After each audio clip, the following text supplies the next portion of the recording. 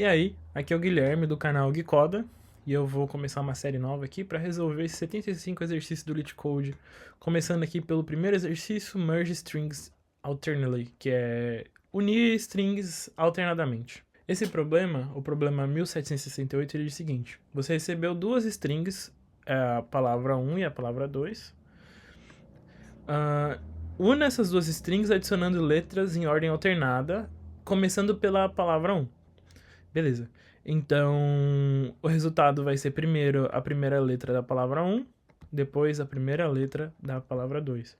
Depois a segunda letra da palavra 1, segunda letra da palavra 2, e assim por diante até que as letras acabem. Se uma string é maior do que a outra, adicione as letras adicionais no final da string unida. Beleza. E do fim a gente vai retornar essa string resultante unida.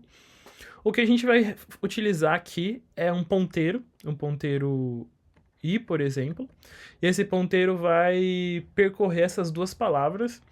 E a gente vai, a cada posição desse ponteiro i, por exemplo, posição 0, a gente adiciona a letra da palavra 1, que está na posição 0, e a letra da palavra 2, que está na posição 0. Depois a gente soma mais um nele, então esse ponteiro vira i igual a 1. A gente adiciona a letra que está na posição 1 da palavra 1 e a letra que está na posição 2 na palavra 2, até acabar todas as letras dessas duas palavras. Aqui eu quero especificar com vocês o exemplo no qual as palavras têm tamanhos diferentes. Por exemplo, essa palavra, a palavra 1, ABC, ela mede 3, são 3 letras. Enquanto a palavra 2, ela mede 2 letras. Nesse caso, qual vai ser o tamanho do ponteiro? A gente sabe que o ponteiro vai começar no 0, mas ele vai até qual comprimento? Ele vai de 0 até quanto? A gente vai até o comprimento da palavra maior. O máximo entre 3 e 2 é 3. Então a gente vai percorrer do range de 0 a 3, que é 0, 1 e 2. E nesse caso, como que a gente vai fazer? A gente vai olhar se o i atual ele é menor do que o comprimento de cada palavra. Porque, por exemplo, vamos percorrer aqui para montar nossa resposta. I igual a 0. A gente adiciona a primeira letra da palavra 1, depois a primeira letra da palavra 2. Beleza. Aí o i passa a ser igual a 1. Primeira letra da palavra 1, segunda letra da palavra 1 e segunda letra da palavra 2, que no caso é o G. E, por último, i igual a 2. A gente vai adicionar aqui o C e a gente vai tentar acessar o elemento que está aqui, ó, na posição 2 dessa palavra, mas ele não existe. Então, o que a gente vai fazer é uma condição, a gente vai observar. Para descobrir se a gente vai adicionar a letra que está nessa posição de cada palavra. O i, ele é menor do que o tamanho dessa palavra? Se ele for menor, a gente tenta acessar e adiciona aqui nessa array final. Senão, a gente não faz nada. Vamos passar agora para escrever o código. A gente tem como input da nossa função a palavra 1 e a palavra 2. A gente vai começar primeiro contando quantos caracteres tem na palavra 1 e quantos caracteres tem na palavra 2.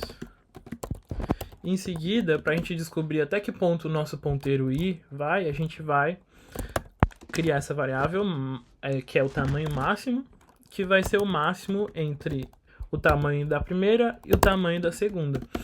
E aí a gente vai criar nosso ponteiro i, que ele vai percorrer de 0 até o tamanho da máxima palavra. Então, se a palavra máxima tem 3, ele vai percorrer 0, 1 e 2.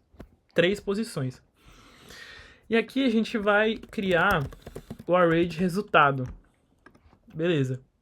Que a gente vai utilizar para gerar a palavra final.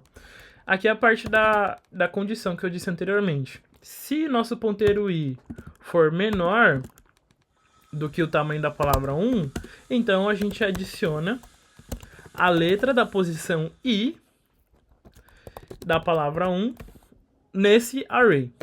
Caso contrário, a gente não adiciona, senão a gente vai estar tentando adicionar uma letra que não existe na palavra, que está fora do range.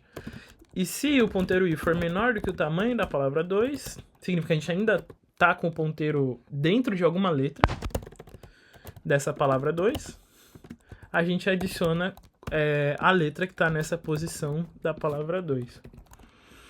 No fim de tudo isso, o que a gente vai ter que fazer é retornar não um array, mas sim a palavra, mas sim uma string. Então a gente vai precisar concatenar